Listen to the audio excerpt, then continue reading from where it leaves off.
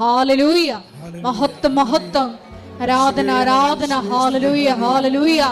ഈശോയെ, അങ്ങയുടെ ശക്തി ഈ സമയം ഈ ആലയത്തിൽ പ്രകടമാക്കണമേ എന്ന് പ്രാർത്ഥിക്കുന്നു. ഈശോയെ, പരിശുദ്ധ അമ്മയോടുകൂടെ സെഹിയോൻ മാളികയിൽ പ്രാർത്ഥിച്ച അപ്പോസ്തല സമൂഹത്തിന്റെ മേൽ തീനാളങ്ങളുടെ രൂപത്തിൽ പരിശുദ്ധാത്മാവ് ഇറങ്ങി വന്നതുപോലെ ദാഹിച്ചു പ്രാർത്ഥിക്കുന്ന ഞങ്ങളിലേക്കും അങ്ങയുടെ ശക്തി അയക്കണമേ എന്ന് പ്രാർത്ഥിക്കുന്നു. പുത്തൻ പന്തക്കുസ്ത അനുഭവം നൽകണമേ എന്ന് പ്രാർത്ഥിക്കുന്നു.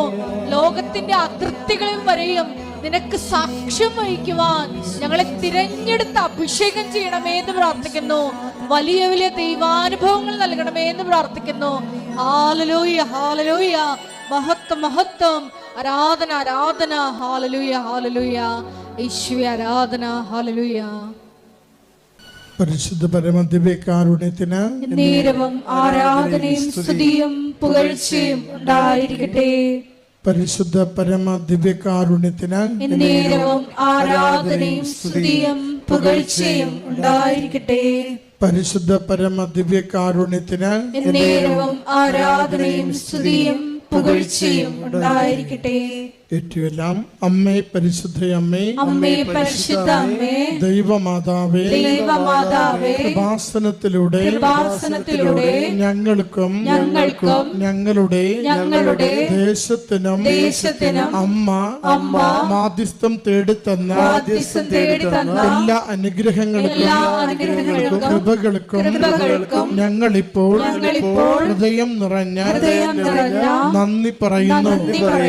സ്തുതിച്ച് പ്രാർത്ഥിക്കാം. Hallelujah hallelujah. സ്തുതി ആരാധന ആരാധന കർത്താവേ, മഹത്വം കർത്താവേ, സ്തുതി കർത്താവേ, കർത്താവേ ഞങ്ങൾക്ക് നന്ദി കർത്താവേ, സംരക്ഷണത്തിന് നന്ദി കർത്താവേ, സമാധാനത്തിന് നന്ദി കർത്താവേ, കർത്താവേ ആരാധന ആരാധന.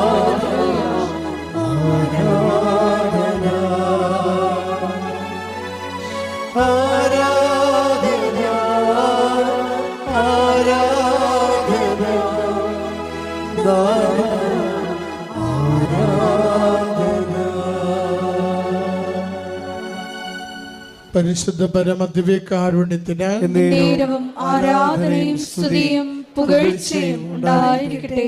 പരിശുദ്ധ പരമദിവ്യകാരുണ്യത്തിന് നേരവും ആരാധനയും സ്തുതിയും പുകഴ്ചയും ഉണ്ടായിരിക്കട്ടെ. പരിശുദ്ധ പരമദിവ്യകാരുണ്യത്തിന് നേരവും ആരാധനയും സ്തുതിയും പുകഴ്ചയും ഉണ്ടായിരിക്കട്ടെ. അമ്മേ, പരിശുദ്ധ അമ്മേ, അമ്മേ പരിശുദ്ധ അമ്മേ, ദൈവമാതാവേ, 2004 ഡിസംബർ 7-ാം തീയതി ഉച്ചകഴിഞ്ഞ് 2:30 കൃപാസനത്തിൽ സംഭവിച്ച അമ്മയുടെ പ്രത്യക്ഷപ്പെടലിനെ കുറിച്ച് തിരുസഭയ്ക്ക് സമർപ്പിച്ചിരിക്കുന്ന പഠനരേഖകളുടെ വസ്തുനിഷ്ഠവും ദൈവശാസ്ത്ര വിധിപ്രകാരമുള്ളതുമായ അന്വേഷണ പഠനങ്ങൾ നടത്തി ആ പ്രത്യക്ഷപ്പെടലിലൂടെ പ്രകടമായ ദൈവമാതാവിന്റെ പ്രത്യേക കരുതലും സംരക്ഷണവും വെളിപ്പെടുത്തുന്ന പീഡിതരുടെ ആശ്വാസവും പ്രവാചകന്മാരുടെ രാജ്ഞിയും വാഗ്ദാനത്തിന്റെ പേടകവും പ്രപഞ്ച പ്രകൃതിയുടെ മാതാവുമായ പരിശുദ്ധമ്മയുടെ ഭക്തി തിരുസഭയിൽ കൂടുതൽ പ്രചരിച്ച് ജീവിതത്തിന്റെ ദുരിത ദുരന്ത അവസ്ഥകളിൽ അകപ്പെട്ട് കഴിയുന്ന അനേകായിരം മക്കൾക്ക് ദൈവത്തിന്റെ സാന്നിധ്യവും കൂടുതൽ അനുഭവിക്കുക വഴി ആത്മീയ വിശുദ്ധിയും ദൈവശക്തിയും കൈവരിക്കുവാൻ ഞങ്ങളുടെ കുടുംബങ്ങളെ ഇടയാക്കണമേ. സ്തുതിച്ച് പ്രാർത്ഥിക്കട്ടെ.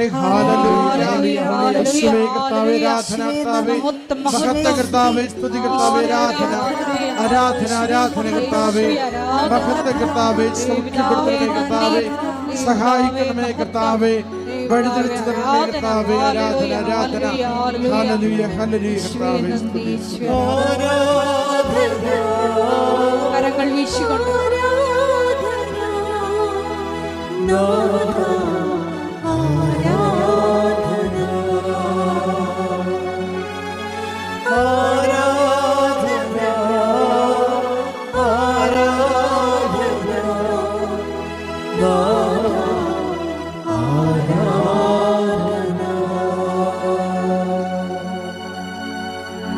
അമ്മേ പരിശുദ്ധ അമ്മേ, അമ്മേ പരിശുദ്ധ അമ്മേ, ഭൂസ്വർലോകങ്ങളുടെ രാജ്ഞിയായ അങ്ങയ്ക്ക് ഭൗമ സംരക്ഷണത്തിനായി പ്രപഞ്ച പ്രകൃതിയെ തന്നെ തിരുസഭ പ്രതിഷ്ഠിക്കുവാൻ ഈ പ്രത്യക്ഷീകരണം വഴി ഇടയാക്കണമേ.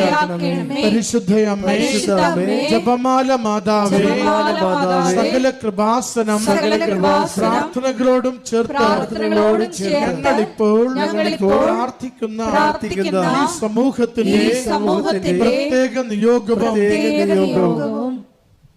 നമ്മുടെ എല്ലാ അപേക്ഷകളെയും ആവശ്യങ്ങളെയും ദിവ്യകാരുണ്യനാഥന്റെ സന്നിധിയിൽ പരിശുദ്ധ കൃപാസന മാതാവിന്റെ സംരക്ഷണയിൽ നമുക്ക് സമർപ്പിക്കാം. കൃപാസനത്തിന്റെ സ്ഥാപക ഡയറക്ടർ VP ജോസഫ് അച്ഛൻ്റെ പ്രത്യേകമായ എല്ലാ നിയോഗങ്ങൾക്ക് വേണ്ടിയും നമുക്കിപ്പോൾ പ്രാർത്ഥിക്കാം.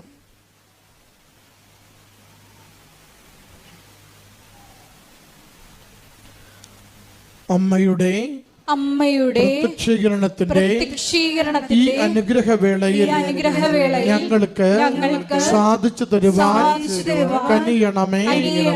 ആമേൻ. സ്തുതിച്ച് പ്രാർത്ഥിക്കട്ടെ.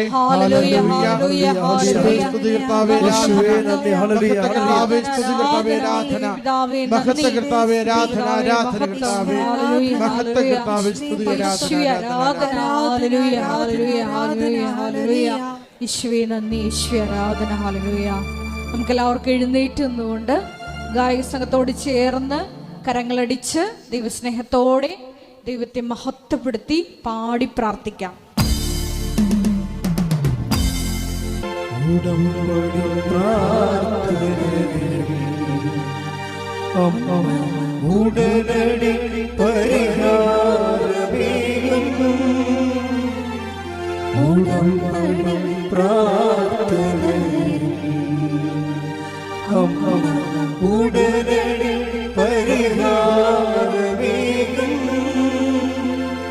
അവൻ പറയുന്നത് ചെയ്തിടും, ജീവിതം ധന്യമാക്കിയിടും.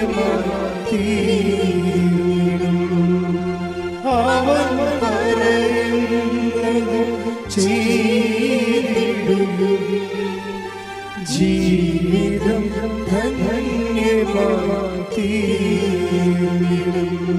ഈ വീഴ്ച സംഭവിക്കണ എപ്പോഴാണെന്നാണ് പറഞ്ഞത്. അത് 8:13 വായിച്ച് 8:13. പാറയിൽ വീണത് വചനം കേൾക്കുമ്പോൾ സന്തോഷത്തോടെ അത് സ്വീകരിക്കുന്നവരാണ്. എങ്കിലും അവർക്ക് വേരുകളില്ല. അവർ കുറെ നാളത്തേക്ക് വിശ്വസിക്കുന്നു. എന്നാൽ പ്രലോഭനങ്ങളുടെ സമയത്ത് എന്ന് പറഞ്ഞ എന്നാൽ പ്രലോഭനങ്ങളുടെ സമയത്ത് അവർ വീണു പോകുന്നു. അപ്പൊ ഇവിടുത്തെ വില്ലൻ ആരാണ്? പ്രലോഭനമാണ്. പ്രലോഭനം എന്ന് പറഞ്ഞാൽ എന്താണ്? ഒരു പ്രലോഭനം, ഇപ്പൊ നിങ്ങൾ ഉടമ്പടി എടുത്തു, നിങ്ങൾക്ക് ജോലിക്ക് വേണ്ടി ഉടമ്പടി എടുത്തിരിക്കുന്നത്. അപ്പൊ ജോലിക്ക് വേണ്ടി ഉടമ്പടി എടുത്തിരിക്കുമ്പോൾ പ്രലോഭനം വരാൻ പോണ എങ്ങനെയാണ്? അതിൻ്റെ പ്രലോഭനം അതിൽ തന്നെയാണ് ആ പ്രലോഭനം വരണത്. വെച്ചാൽ ഉടമ്പടി എടുക്കാത്ത ഒരാൾക്ക് നിങ്ങൾ വിചാരിച്ച ജോലി കിട്ടും. അപ്പോൾ അത് പ്രലോഭനമാണ്. അത് മനസ്സിലാക്കണമെങ്കിൽ കുറച്ച് പാടാണ്. നിങ്ങൾ കല്യാണം കെട്ടാൻ വേണ്ടിയാണ് ഉടമ്പടി എടുത്തിരിക്കുന്നത്. ഒരുടമ്പടി ഇല്ലാത്ത ആൾക്കാർ നാളെ കല്യാണം കഴിച്ച് പോയി നിങ്ങളുടെ മുമ്പിൽ കൂടി ചെണ്ടി പിടിച്ചുകൊണ്ട് പോയി കാറേ വന്ന് ഇറങ്ങുമ്പോൾ ദൈവം നിങ്ങൾ അണ്ടി കളഞ്ഞ അണ്ണാനെപ്പോലെ ഇരിക്കും. 2 തിരി പോയല്ല എന്ന് പറയും കർത്താവ് കത്തിച്ചത്. ഒരു തിരി കത്തിക്കാത്ത ആൾക്കാർ ചെണ്ടി പിടിച്ച് നടക്കണം. ഇതിനാണ് പ്രലോഭനം. അപ്പോൾ അവർ നമ്മളുണ്ടാക്കുന്ന പ്രലോഭനം അറിയണമെങ്കിൽ ശരിക്കും പരിശുദ്ധാത്മാവിന് വേണം. കാര്യം ആൾക്കാരുടെ എല്ലാം വീഴ്ചയുടെ ഒരു കാര്യം, വീഴ്ചയുടെ 90% നമ്മുടെ വീഴ്ചകളുടെ സർവേ നടത്തിക്കൊണ്ടാണ് പരിശുദ്ധാത്മാവ് ഈ സംഭവം തീരുമാനം ഉണ്ടാക്കിയിരിക്കുന്നത്. വെളിപാടിൻ്റെ വചനമെന്ന് പറയുന്നത് പരിശുദ്ധാത്മാവല്ലേ ചെയ്യണത്. പരിശുദ്ധാത്മാവ് എന്ന് പറയുമ്പോൾ സുപ്രീം കോടതി ഫുൾ ബെഞ്ചിലുള്ള തീരുമാനമാണ്. പരിശുദ്ധാത്മാവ് സർവേ നടത്തിയപ്പോൾ കണ്ടുപിടിച്ചത് എന്താണ്? ആൾക്കാർ വീണു പോകാൻ കാരണം എന്താണ്? പ്രലോഭനമാണ്. അതാ സംഭവം. പ്രാർത്ഥിച്ച നമ്മൾ അണ്ടികളഞ്ഞ അണ്ണാനെപ്പോലെയും പ്രാർത്ഥിക്കാത്തവൻ രക്ഷപ്പെട്ടു പോവുകയും ചെയ്യും. ഇതിനേക്കാൾ വലിയ പ്രലോഭനം എന്തുണ്ട്? ഇത് ദൈവം തന്നെ കരുതിക്കൂട്ടി ചിലപ്പോൾ നിങ്ങൾക്കൊരു പ്രലോഭനം തന്നെന്ന് വരും. പ്രലോഭിപ്പിക്കണ ദൈവത്തിൻ്റെ പരിപാടി അല്ലെന്ന് പറയാനും വളർച്ചയുടെ ഭാഗമായിട്ട് ഇത് അഭിനിവാര്യമായൊരു ഘടകമാണ്. വളർച്ചയുടെ യേശുക്രിസ്തുവിനെ പോലും പ്രലോഭനങ്ങളിൽ നിന്ന് ഒഴിവാക്കാൻ ദൈവത്തിന് പറ്റിയില്ല. അതാണ് പ്രശ്നം. ഈ മനുഷ്യത്വം ദൈവികതയിലേക്ക് ഒരു ട്രാൻസിഷൻ സംഭവിക്കുമ്പോൾ അതിൻ്റെ അകത്ത് അനിവാര്യ ഘടകമാണ് temptation is the inevitable section ആണ്. അതെന്തിൻ്റെയാണ്? ഈ വളർച്ചയുടെ ഒരു ഘടകമാണത്. ട്രാൻസിഷൻ, ഒരു പരിവർത്തനം. മനുഷ്യ സ്വഭാവത്തിൽ നമ്മൾ ദൈവ സ്വഭാവത്തിലേക്ക് ഈ ഉടമ്പടി നമ്മൾ മാറ്റുമ്പോൾ അതിൻ്റെ അകത്തൊരു ഘടകമാണ് പ്രലോഭനം. ക്രിസ്തുവിനെപ്പോലും അതിൽ നിന്ന് മാറ്റാൻ പറ്റത്തില്ല. അതുകൊണ്ടാണ് മരുഭൂമിയിൽ പരീക്ഷയൊക്കെ വെച്ചിരിക്കുന്നത്. ആ മരുഭൂമിയിൽ ഒരു മനുഷ്യന് ഉണ്ടാകാവുന്ന പ്രലോഭനങ്ങളുടെ സെക്ഷൻസ് തിരിച്ചവിടെ പ്രലോഭനങ്ങൾ പറയുന്നുണ്ട്. ശരിക്കും പറഞ്ഞാൽ ആ പിശാചിനെ ക്രിസ്തു ഇപ്പോൾ പ്രലോഭനം എന്തുകൊണ്ട് ദൈവത്തിൽ നിന്ന് വരുന്നതെന്ന് ഞാൻ പറഞ്ഞതിൻ്റെ കാരണം വെച്ച് കഴിഞ്ഞാൽ, ദൈവത്തിൽ ഇപ്പം പിശാച് ആണ് യേശുവിനെ പ്രലോഭിപ്പിച്ചതെന്ന് നമ്മൾ പറയുന്നുണ്ടെങ്കിലും അത് ശരിക്കും പറഞ്ഞാൽ ദൈവത്തിൽ നിന്നുള്ള ഒരു പ്രലോഭനമാണെന്ന് ഞാൻ പറയും. അതിന് പറയാൻ കാരണം പരിശുദ്ധാത്മാവിൻ്റെ പഴയ അക്കൗണ്ടുകളാണ്. പരിശുദ്ധാത്മാവ് തന്നെയല്ല ഈ പഴയ നിയമം പുതിയ നിയമം എഴുതിയിരിക്കണത്. ഈ പഴയ നിയമത്തിലെ പരിശുദ്ധാത്മാവിൻ്റെ പഴയ അക്കൗണ്ടിൽ ജോബിൻ്റെ അടുത്തേക്ക് പിശാചാണ് വരണത്, ഇല്ലേ? ജോബിൻ്റെ അടുത്ത് പിശാച് വരുമ്പോൾ ദൈവം പിശാചിനോട് ചോദിക്കുന്നൊരു ചോദ്യമുണ്ട്. എന്താണ്? നീ എൻ്റെ ദാസനായ ജോബിനെ കണ്ടോ? അപ്പോൾ ഉടനെ ദൈവത്തോട് പിശാച് പറയും, ദൈവം എന്താ ഉദ്ദേശിച്ചത് എനിക്ക് മനസ്സിലായി. അവൻ ഇന്ന് വരെ ദൈവത്തെ തള്ളി പറഞ്ഞിട്ടില്ല, അവൻ നീതിമാനാണെന്നല്ലേ. അതിൻ്റെ കാരണം നീ അവന് ചുറ്റും വേലി കെട്ടി വെച്ചിരിക്കണ കൊണ്ടല്ലേ? വേലി കെട്ടി വെച്ചിരിക്കണ കൊണ്ടല്ലേ? അവൻ്റെ സമ്പത്തിന് ചുറ്റും നീ വേലി കെട്ടി. അവൻ്റെ മക്കൾക്കാർക്കും ഒരു കുഴപ്പമില്ല, അവൻ്റെ സമ്പത്തിന് നഷ്ടമൊന്നുമില്ല, അവൻ്റെ ആരോഗ്യത്തിന് കുഴപ്പമൊന്നുമില്ല. നീ ആ വേലി ഒന്ന് പൊളിച്ച് ജോബിൻ്റെ ശരീരത്തിൽ ഞാൻ തൊട്ട് കഴിഞ്ഞാൽ അപ്പം തന്നെ അത് കുട്ടം പിടിക്കും. അപ്പോഴവൻ നിന്നെ തള്ളിപ്പറഞ്ഞ ഞാൻ കാണിക്കാം. അവൻ്റെ മക്കളുടെ മിഞ്ഞാനൊന്ന് കൈകൊണ്ട് അവർ പിടത്തല് ഇടിവെട്ടി കയറ്റി മരിക്കും. അപ്പോൾ അവൻ നിന്നെ തള്ളിപ്പറഞ്ഞ ഞാൻ കാണിക്കാം. ഇങ്ങനെ പറഞ്ഞപ്പോൾ ദൈവം പറഞ്ഞു, ശരി, ഞാൻ വേലി പൊളിക്കാൻ നിന്നെ അനുവദിച്ചിരിക്കുന്നു. അപ്പോൾ ആരാണ് ജോബിനെ പരീക്ഷിക്കാൻ വേണ്ടി അനുവദിച്ചത്? പിശാചല്ല, ദൈവമല്ലേ? അതാ സംഭവം. അപ്പോൾ ക്രിസ്തുവിൻ്റെ അടുത്തും പിശാച് വരുന്നത് ദൈവത്തിൻ്റെ ഒരു കൺസെൻറ്റോട് കൂടിയാണ്. അല്ലാതെ എൻ്റെ ഒരു സ്വകാര്യമായ ആലോചന ഇപ്പം കിട്ടിയത് പറയണമല്ല, ഞാൻ പഠിച്ചു വെച്ച് പറയണമല്ല ഇത്. എന്ന് വെച്ചാൽ നമുക്കൊരു പ്രലോഭനം വരുമ്പോൾ അതിൻ്റെ കാരണം മുഴുവൻ നമ്മളാണെന്ന് പറയരുത്. ദൈവം തന്നെ നമ്മൾക്ക് അപ്ഗ്രേഡ് ട്രാൻസിഷനിൽ ടെംപ്റ്റേഷൻ തരും, നമുക്കൊന്ന് അപ്ഗ്രേഡ് ചെയ്യാൻ വേണ്ടി. നമ്മൾ ഈ വളർച്ചയാണല്ലോ അത് മുമ്പേ. കാര്യം ആധ്യാത്മിക ജീവിതം വളർച്ചയാണ്. ദൈവ പൈതലാണ് നമ്മളെങ്കിൽ പൈതൽ എപ്പോഴും വളർന്നുകൊണ്ടേയിരിക്കും. ദൈവ പൈതലാണ് നമ്മൾ. അപ്പോൾ ദൈവ പൈതലിൻ്റെ ഒരു പ്രത്യേകത എന്താ? ബയോളജിക്കൽ ഗ്രോത്ത് ഉണ്ടാവും, അതുപോലെ സ്പിരിച്വൽ ഗ്രോത്ത് ഉണ്ടാവും, വളർച്ച ഉണ്ടാവും. വളർച്ച ഉണ്ടാകണം മുഴുവനും ഈ ട്രാൻസിഷനിൽ ടെംപ്റ്റേഷൻ വന്നുകൊണ്ടിരിക്കും. അത് ചിലപ്പോൾ സ്വാഭാവികമായിട്ടുണ്ടാകും, ചിലപ്പോൾ ദൈവം കരുതിക്കൂട്ടി നമുക്ക് തരും. ഇപ്പം കരുതിക്കൂട്ടി തരുമ്പോൾ നമ്മൾ ശ്രദ്ധിക്കണമെങ്കിൽ പരിശുദ്ധാത്മാവ് നമുക്ക് മസ്റ്റാണ്. പരിശുദ്ധാത്മാവാണ് ഇത് വിവേചിക്കുന്നത്. പരിശുദ്ധാത്മാവ് വിവേചിച്ച് പറയും. ഇപ്പം തന്നെ ഞാൻ എപ്പോഴും ഓർക്കുവേ, അതായത് ഈ രണ്ട് യാക്കോബിനെയും യോഹന്നാനെയും സമറിയായരുടെ പറഞ്ഞു വിട്ടത് ആരാണ്? ക്രിസ്തുവല്ലേ പറഞ്ഞു വിട്ടത്? ജെറുസലേമിലേക്ക് പോകണം, വഴിയൊരുക്കണം, വീടൊരുക്കണം, രാത്രി താമസിക്കണം എന്നൊക്കെ പറഞ്ഞുകൊണ്ട് അവരെ പറഞ്ഞു വിട്ടത് ആരാണ്? ക്രിസ്തു, ഈശോ തന്നെ പറഞ്ഞു വിട്ടത്. അവർ കൊടുവാളും വടിവാളുമായിട്ട് ഇവന്മാരുടെ പെടല് വെട്ടാൻ വേണ്ടി ഇരിക്കണം എന്നറിയാവുന്നത് ആർക്കാണ്? ക്രിസ്തുവിനാണ്. അവൻ്റെ അർത്ഥം വടിവാളിൻ്റെ താഴേക്ക് ഇവരെ പറഞ്ഞു വിട്ടതല്ലേ ശരിക്കും പറഞ്ഞാൽ. എന്തുകൊണ്ടാണ് പറഞ്ഞു വിട്ടതിൻ്റെ കാര്യം? ഇവന്മാരിപ്പോഴും ശിഷ്യന്മാരായിട്ടില്ല. അതാണ് പ്രശ്നം. ശിഷ്യന്മാരാണെന്നും പറഞ്ഞിങ്ങനെ അഭ്യാസം കാണിച്ച് വിഷം കെട്ടി നടക്കണതല്ലാതെ they are not actual disciples. അവർക്ക് ഇപ്പോഴും വൈരാഗ്യമുണ്ട്, വിദ്വേഷമുണ്ട്. എത്രയോ പ്രാവശ്യം ഈശോ പറഞ്ഞാണ്. ഇതിനെ കുറച്ച് കഴിയുമ്പോൾ ഈശോ പറയും, എന്നെ അനുഗമിക്കാൻ ആഗ്രഹിക്കുന്നവൻ വടിവാളും കൊണ്ടല്ല നടക്കേണ്ടത്, മറിച്ച് കുരിശ് എടുക്കണമെന്ന് പറയും. ഇത് പറയണതിന് മുമ്പാണ് ഈശോ ആദ്യം ഈ വടിവാള് ഉപയോഗിക്കേണ്ട സാഹചര്യം സിറ്റുവേഷൻസ് ക്രിയേറ്റ് ചെയ്യും. അങ്ങനെയാണ് സമറിയായിലോട്ട് ചെല്ലുമ്പോൾ സമറിയ ഇവരോട് ചോദിക്കും, നിങ്ങൾ എവിടെ പോണ്?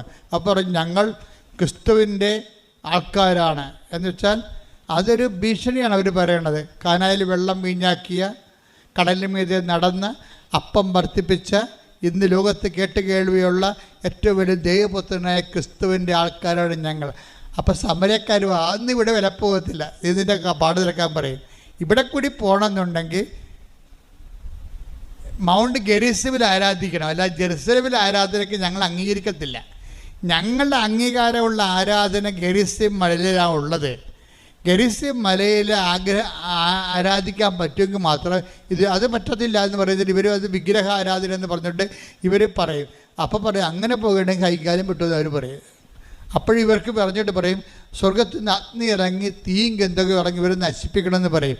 അപ്പോൾ ഈശോക്ക് മനസ്സിലാകും, ഈ ആൾക്കാരെ നശിപ്പിക്കാനുള്ള അരൂപി ഇപ്പോഴും ഇവരുടെ കയ്യിൽ ഉണ്ട്, ഇല്ലേ? അതുകൊണ്ട് ഈ നശിപ്പിക്കാനുള്ള അരൂപി, ആൾക്കാരുടെ വെറുപ്പ് ഇപ്പോഴും നിങ്ങളുടെ കയ്യിലുണ്ടെങ്കിൽ ഉടമ്പടി വർക്കൗട്ട് ചെയ്യത്തില്ല. പറഞ്ഞ മനസ്സിലായോ? ഉടമ്പടി ദൈവം ബയലാറ്ററൽ എഗ്രിമെൻ്റ് അല്ലേ? ഉടമ്പടി ദൈവം വിശുദ്ധനായ നീ എൻ്റെ മുമ്പാകെ നടക്കണമെന്നല്ലേ ഉടമ്പടി. എബ്രാഹത്തിനോട് എന്താ പറഞ്ഞത്? 17:1 നീ എൻ്റെ ഉൽപ്പത്തി പുസ്തകം, നീ എൻ്റെ മുമ്പാകെ നടക്കണം. എന്താണ്? വിശുദ്ധനായിരിക്കുക.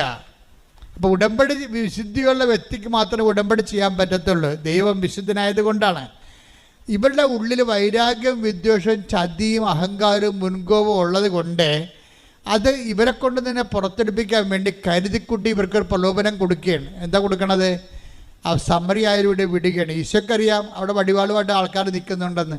ആ വടിവാളിൻ്റെ നേരെ ഇവരെ വിടുകയാണ്. അപ്പോൾ അവർ വെട്ടുമെന്ന് പറയുമ്പോൾ പറയും, ഇവർ തിരിച്ചു വരും. കർത്താവെ, സ്വർഗത്തിൽ നിന്ന് അഗ്നി ഇറങ്ങി ഏലിയയെപ്പോലെ, ഏലിയാണല്ലോ അഗ്നി ഇറക്കിയ ആളെ, അപ്പോൾ ആ ഏലിയയെപ്പോലെ ഇവരെ നശിപ്പിക്കാൻ ഞങ്ങൾ കൽപ്പിക്കട്ടെ, അതിന് അധികാരം തരാൻ പറയും. എന്നുവെച്ചാൽ അവരെ കൊല്ലാനുള്ള അധികാരം ചോദിക്കുകയാണ്. അപ്പോൾ ഈശോ ചോദിക്കുന്നത് എന്താണ്? എന്ത് അരൂപിയാണ് നിങ്ങൾക്കുള്ളതെന്ന് നിങ്ങൾക്ക് അറിയത്തില്ല. എന്ത് അരൂപിയാണുള്ളത്? കൊല്ലണ അരൂപി എന്താണ്? നശിപ്പിക്കണ അരൂപി എന്താ? കൊല്ലാനും നശിപ്പിക്കാനുമാണ് കള്ളം വരുന്നതെന്ന് ഈശോ പറഞ്ഞില്ലേ? ആ അരൂപിയാണ് കക്ഷികൾക്കുള്ളത്. അത് കർത്താവിനറിയാം. ഇവർ ഉടമ്പടി ജീവിക്കണേ, പക്ഷേ കൈയിരിപ്പ് മോശമാണ്. യോഹന്നാൻ 10:10 എന്താ പറയണേ? 10:10 അരൂപി എന്താണ്? കൊല്ലാനും നശിപ്പിക്കാനുമാണ് കള്ളം വരുന്നത്. അപ്പോൾ അഗ്നി ഇറങ്ങി നശിപ്പിക്കട്ടെ എന്ന് ചോദിക്കുമ്പോൾ ഇവരുടെ ഉള്ളിലുള്ള ആളുടെ അരൂപി എന്താണ്? സാത്താന്യമായ അരൂപിയാണ് ഇവർക്കുള്ളത്. ഇവരെയും വെച്ചുകൊണ്ട് ഇനി മുന്നോട്ട് പോകാൻ പറ്റത്തില്ലെന്നാണ് ഈശോ പച്ച മലയാളത്തിൽ പറഞ്ഞത്. ഇനി ഈ യാക്കോബിനെയും യോഹന്നാനെയും കൂടി കൊണ്ടുപോകാൻ പറ്റത്തില്ല. എന്താണ്? ഈ കക്ഷികൾക്ക് എൻ്റെ കൂടെ നടക്കാൻ പറ്റത്തില്ല. എന്നിട്ട് കുറച്ച് കഴിയുമ്പോൾ ഈശോ പറയും, എന്നെ അനുഗമിക്കാനാണ് ആഗ്രഹിക്കുന്നതെങ്കിൽ എന്ത് ചെയ്യണം? സ്വയം, ഇപ്പം നിങ്ങൾക്കിട്ട് കൊണ്ടപ്പോഴല്ലേ നിങ്ങൾ അവരെ തന്തക്ക് വിളിച്ചത്, അതല്ല സ്വയം എന്ന് പറയണത്. എന്നെ അനുഗമിക്കാൻ ആഗ്രഹിക്കണമെന്നുണ്ടെങ്കിൽ സ്വയം പരിത്യജിക്കണം. അവിടെയാണ് ക്ഷമ വരണത്. ക്ഷമ, പിന്നെന്താണ്? ദയ, നന്മ, വിശ്വസ്തത. വിശ്വസ്തത ഉടമ്പടിയുടെ മെയിൻ സംഭവമാണ് വിശ്വസ്തത. എന്തെല്ലാം പുലിവാലുണ്ടായാലും നമ്മുടെ പ്രാർത്ഥന കേട്ടില്ലെങ്കിലും പ്രാർത്ഥിക്കാത്ത ഉടമ്പടി എടുക്കാത്ത ആൾക്കാർ ഭൗതികമായ നേട്ടം കൊയ്യണ കണ്ടാലും നമ്മൾ ദൈവത്തോട് വിശ്വസ്തത പാലിക്കും. പിടികിട്ടിയ അവിടെ വിശ്വസ്ത വരണത്. വിശ്വസ്ത വരണ എവിടെയാണ്? അതായത് നമ്മൾക്ക് അതായത് മറ്റുള്ള വ്യക്തികളെ ഉടമ്പടി എടുക്കാത്തവർക്ക് നമ്മൾ പറയുന്ന ഭൗതിക ആനുകൂല്യം, അവിടെ സ്ഥലം വിറ്റുമാറുക, അവർക്ക് ജോലി കിട്ടുക, അവർക്ക് പ്രൊമോഷൻ കിട്ടുക, അവർക്ക് വിസ വരിക, ഇങ്ങനെയുള്ള സ്ഥലങ്ങൾ മറ്റുള്ളവർക്ക് സംഭവിക്കുകയും നമ്മൾക്ക് സംഭവിക്കാതിരിക്കുകയും ചെയ്യുമ്പോൾ സ്വാഭാവികമായിട്ട് നമുക്ക് ഒരു നീരസം തോന്നുകയും നമ്മൾ ഉടമ്പടിയിൽ മാന്യം കാണിക്കുകയും വേര് താഴേക്കില്ലാത്ത കൊണ്ട് ചിലപ്പോൾ ഉടമ്പടി വീണു പോവുകയും വിശ്വസ്തത കുറയുകയും ചെയ്യും. ഈ വിശ്വസ്തത പ്രധാനപ്പെട്ട കാര്യമായതുകൊണ്ടാണ് ഈ വീഴ്ചയും വിശ്വസ്തതയും ഇൻ്റർകണക്റ്റഡാണ്. നമുക്കൊരു നമ്മൾ ഒരു കാര്യത്തിൽ ഉടമ്പടി വീണു പോയാൽ അതിൻ്റെ അർത്ഥം വീഴ്ച വന്നിരിക്കേണ്ട വിശ്വസ്തതയിലാണ്. അതിൽ ഒരു പങ്ക് ദൈവത്തിൽ നിന്നാണ് നിങ്ങൾ വിശ്വസ്തത കുറഞ്ഞിരിക്കുന്നത്. ഉടമ്പടിയിൽ ഉപ്പെന്നും സംഭവമില്ലേ? അതെന്താണ്? സോൾട്ട് ഓഫ് ദി കവനൻ്റ് എന്നാണ് വിളിക്കുന്നത്. ടേക്ക് ദ ബെഡഫോർഡ് 18:19 സംഖ്യ 18:19 സംഖ്യ 18:19 ഇസ്രായേൽ ജനം കർത്താവിന് നിരാജനമായി നിരാജനം എന്നൊക്കെ പറഞ്ഞ ഉപ്പ് തളിച്ചെന്നതിൻ്റെ അർത്ഥം ഇംഗ്ലീഷ് ബൈബിളിൽ കവനൻ്റ് ഓഫ് സാൾട്ട് എന്ന ഉപ്പിൻ്റെ ഉടമ്പടി എന്ന് എഴുതിയിരിക്കുന്നത്. ഇവർ തർജ്ജിമ ചെയ്ത് വന്നപ്പോൾ ഭയങ്കര കഷ്ടമായിപ്പോയി. തർജ്ജിമക്കാർ നമ്മളെ കുറേ പണി തന്നിട്ടുണ്ട് നമുക്ക്. കാര്യം ഇംഗ്ലീഷ് ബൈബിൾ നോക്കിയാൽ മനസ്സിലാകും. എന്ന് വെച്ച് കഴിഞ്ഞാൽ സോൾട്ട് ഓഫ് ദി കവനൻ്റ്, ഉപ്പിൻ്റെ ഉടമ്പടി എന്നാണ് കിടക്കണത്. എന്നുവെച്ചാൽ ഉപ്പിട്ട ഉടമ്പടി. കാര്യം ഉടമ്പടി വസ്തുവിൽ ഉപ്പ് തളിക്കണത് സംഖ്യാപുസ്തകം മുതൽ തന്നെ ഉള്ള ഒരു പാരമ്പര്യമാണ്. കാര്യം അന്ന് ഉടമ്പടി ദൈവനാമത്തിൽ ഉടമ്പടി ചെയ്യുന്നവർ അങ്ങോട്ടും ഇങ്ങോട്ടും ഉപ്പ് കൈമാറും. അതിൻ്റെ ചരിത്രം അതാണ്. ഉപ്പ് അങ്ങോട്ട് കൈമാറിയിട്ട് ഉപ്പ് അങ്ങോട്ടും ഇങ്ങോട്ടും തിന്നും. എന്നുവെച്ചാൽ അതിൻ്റെ അർത്ഥം എന്താണ്? വിശ്വസ്തത. കവനൻ്റാണ് ഉപ്പിൻ്റെ ഉടമ്പടി എന്ന് പറഞ്ഞു കഴിഞ്ഞാൽ ഉടമ്പടി ഉപ്പിൻ്റെ അടിസ്ഥാനത്തിലുള്ള ഉടമ്പടിയാണ്. എന്ന് വെച്ചാൽ ഉപ്പ് ആൾക്കാർ അങ്ങോട്ടും ഇങ്ങോട്ടും ഒരു നുള്ളെടുത്ത് വായിലിടും, എന്നിട്ട് അത് ഇറക്കും. അതാണ് വിശ്വസ്തതയുടെ ഭാഗമായിട്ടാണ് ഉപ്പ് അടയാളപ്പെടുത്തിയിരിക്കുന്നത്. നിങ്ങൾക്ക് ഉപ്പ് തന്നിരിക്കുന്നത് എന്തിൻ്റെ പേരിലാണ്? വിശ്വസ്തതയുടെ പേരിലാണ്. അത് കവനൻ്റ് ഓഫ് സാൾട്ടാണ് തന്നിരിക്കണത്. അല്ലാതെ ചില കൂടുതലൊക്കെ ചെയ്യുന്ന ആൾക്കാർ ഉപ്പ് കൊടുക്കുന്നുണ്ട്, അതല്ല സംഭവം.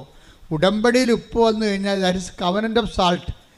അത് കറക്റ്റായിട്ട് ഈ സംഖ്യ 18:19 അനുസരിച്ചാണ് ഉപ്പ് തന്നിരിക്കുന്നത്.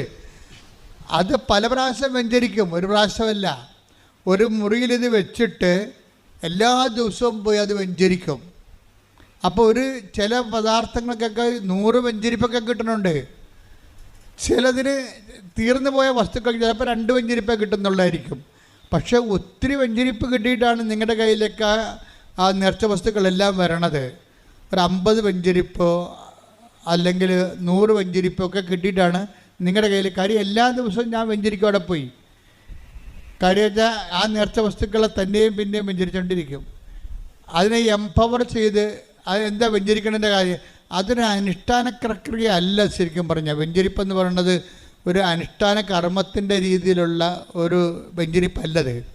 മറിച്ച് പവർ ഇൻഫ്യൂസ് ചെയ്യുന്നതിന് വേണ്ടിയുള്ള ബൈബിൾ ഫോർമുലയാണത്. എന്താണ് അത് പറയുന്ന? എനിക്ക് എന്താണ്? യേശു കർത്താവാണെന്ന് ഞാൻ അധരം കൊണ്ട് ഏറ്റുപറയും. പിന്നെ എന്താണ്? ദൈവം അവനെ മരിച്ചോന്ന് ഉയർപ്പിച്ചെന്ന് ഹൃദയത്തിൽ വിശ്വസിക്കും. അപ്പോൾ റോമ 10:9 അനുസരിച്ചുകൊണ്ടാണ് വെഞ്ചരിപ്പ് ഉണ്ടാകുന്നത്. അല്ല പള്ളികളിൽ പായസം വെഞ്ചരിക്കണ പോലെയും അടിമ വെക്കണ പോലെയും അല്ലത്. അതിനൊരു സിമ്പിൾ ഫോർമുലയാണ് അവർ ഉപയോഗിക്കുന്നത്. പക്ഷെ നമ്മൾ രക്ഷാകര ഫോർമുലയാണ് ഉപയോഗിക്കുന്നത്. രക്ഷയുടെ ഫോർമുല ഇല്ലേ? രക്ഷയുടെ ഫോർമുല എന്താണ്? കൃപയുടെ ഫോർമുലയാണ്. നോട്ട് ബ്ലെസ്സിങ്ങിൻ്റെ ഫോർമുല അല്ല ഉപയോഗിക്കുന്നത്, കൃപയുടെ ഫോർമുലയാണ്. അതെന്താണ്? യേശു കർത്താവാണെന്ന് അധരം കൊണ്ട് ഏറ്റുപറയും. പിന്നെ എന്താണ്? ദൈവം അവനെ മരിച്ചു ഉയർപ്പിച്ചെന്ന് ഹൃദയത്തിൽ വിശ്വസിക്കും. ഈ രണ്ട് ഫാക്കൽറ്റിയുടെ കണ്ണുകറാൻസ് വെച്ചിട്ടാണ് ഇതിലേക്ക് ബന്ധിരിക്കും. എന്ത് വരും? യേശു കർത്താവാണെന്ന് അധരം കൊണ്ട് ഏറ്റുപറഞ്ഞാൽ, ദൈവം അവനെ മരിച്ചു ഉയർപ്പിച്ചെന്ന് ഹൃദയത്തിൽ വിശ്വസിച്ച് കഴിഞ്ഞാൽ നമ്മൾ രക്ഷ പ്രാപിക്കും. രക്ഷ എന്താണ്? ലൂക്കാ 2:30 ക്രിസ്തു തന്നെയാണ്. അപ്പോൾ ക്രിസ്തുവിനെ ഈ മീഡിയം വെച്ച് നിങ്ങൾ പ്രാപിക്കണം. അതിനാണ് നിങ്ങളെ കൊണ്ട് ഡീകോഡ് ചെയ്യിക്കണത്. നിങ്ങളെ കൊണ്ട് ഡീകോഡ് ചെയ്യിക്കും. ഞങ്ങൾ ഈ കോഡ് ചെയ്തിരിക്കുന്ന സംഭവത്തെ, പവർ കോഡ് ചെയ്തിരിക്കുന്ന സംഭവത്തെ നിങ്ങളെ കൊണ്ട് ഞങ്ങൾ എന്ത് ചെയ്യും? ഡീകോഡ് ചെയ്യിച്ചിട്ട് നിങ്ങളുടെ ജീവിതത്തിലേക്ക് ആ പവർ അനുഭവവേദ്യമാക്കാൻ നിങ്ങളോട് എന്ത് പറയും? യേശു കർത്താവാണെന്ന് അധരം കൊണ്ട് ഏറ്റു പറയുന്നതിന് പകരം ഞങ്ങൾ നിങ്ങളോട് പറയണത് വിശ്വാസപ്രമാണം ചെല്ലാനാണ് പറയണത്. പിടിയിട്ടില്ലേ? അപ്പോൾ ബുദ്ധിബോധമുള്ളവൻ വിശ്വാസപ്രമാണം മുട്ടെന്ന് കൈ വിരിച്ചു പിടിച്ച് ചെല്ലും. എന്താ കാര്യം? വിശ്വാസ പ്രഖ്യാപനം കൈ വിരിച്ചു പിടിച്ചാണ് ചെയ്യേണ്ടത്.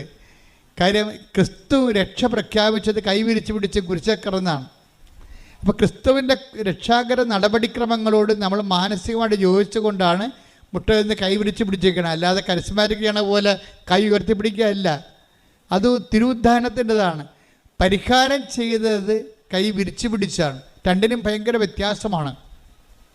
അപ്പം അതുകൊണ്ട് തന്നെ ചെയ്യണ കാര്യങ്ങൾ അതിൻ്റെ കൾട്ടനുസരിച്ച് തന്നെ ചെയ്യണം. അതിനൊരു പ്രത്യേകമായിട്ടുള്ള കൾട്ടുണ്ട്. പക്ഷേ ഇതിൻ്റെ എല്ലാം വേണ്ടത് വിശ്വാസവും ദൈവസ്നേഹവുമാണ് വേണ്ടത്. ഇതെല്ലാം ചെയ്യുമ്പോൾ ഇപ്പം നിങ്ങളുടെ ഉപ്പ് നിങ്ങൾ എടുക്കുമ്പോൾ എന്നെ വെക്കണം, ഞാൻ വിശ്വസ്തത പാലിച്ചിട്ടുണ്ട്, അല്ലാതെ കൃപാസനം കിട്ടിയതാണ് എന്നും പറഞ്ഞുകൊണ്ട് ഉപ്പ് കൊണ്ട് വല്ലവൻ്റെ വീട്ടിൽ പല്ല് തക്കാത്തവൻ്റെ വീട്ടിൽ കൊണ്ട് ഉപ്പ് കൊടുക്കും. അവൻ ജനിച്ചിട്ട് പള്ളിക്കാർ കാണത്തില്ല. നിങ്ങൾക്ക് ബന്ധുക്കളായ സാഹചര്യം. പക്ഷേ ഞാൻ എപ്പോഴും പറയും, ഉടമ്പടിയിലുള്ള ആളാണത് ആക്ടിവേറ്റ് ചെയ്യേണ്ടത്. വായി നോക്കിക്കണം വല്ല എന്തെങ്കിലും വിചാരിക്കണമെ കൊണ്ട് ചെയ്യാൻ പറ്റത്തില്ലത്. ചിലപ്പോൾ നിങ്ങളുടെ ആൾക്കാരായിരിക്കും. പക്ഷേ അറിഞ്ഞിട്ട് ദൈവത്തിൻ്റെ ആൾക്കാരാകണ്ടേ? നിങ്ങളുടെ ആൾക്കാരായിരിക്കണം കൊണ്ട് വല്ല കാര്യമുണ്ടാ? ദൈവത്തിൻ്റെ ആൾക്കാരായിരിക്കണം. അതുകൊണ്ടാണ് രോഗികൾക്കാണ് നിങ്ങളുടെ ഉടമ്പടി തൈര് നിങ്ങൾ നിന്ന് തേച്ച് കൊടുക്കണമെന്ന് പറഞ്ഞതിൻ്റെ കാര്യം. കാര്യം നിങ്ങളല്ല ഉടമ്പടിയിലുള്ളത്. പക്ഷേ ഉടമ്പടി നിങ്ങൾ തേച്ചാലും ചില സമയത്ത് ഏക്കത്തില്ല. അതിൻ്റെ കാരണം എന്ന് വെച്ച് കഴിഞ്ഞാൽ നിങ്ങൾ ഉടമ്പടി അല്ലാത്ത കൊണ്ടാണ്. നിങ്ങൾ ഓർത്തിരിക്കണം, ഉടമ്പടി കൊണ്ടുവന്ന് ഏതാണ്ട് സംഭവം എഴുതി കെട്ടിത്താത്തണ ഉടമ്പടി എന്നും പറഞ്ഞുള്ള ചില വിഡ്ഢിവേഷക്കാരില്ലേ, അവർ ചെയ്താൽ ഇത് വർക്കൗട്ട് ചെയ്യത്തില്ല. ഇത് വർക്കൗട്ട് ചെയ്യണമെങ്കിൽ ഇതെന്താണ്?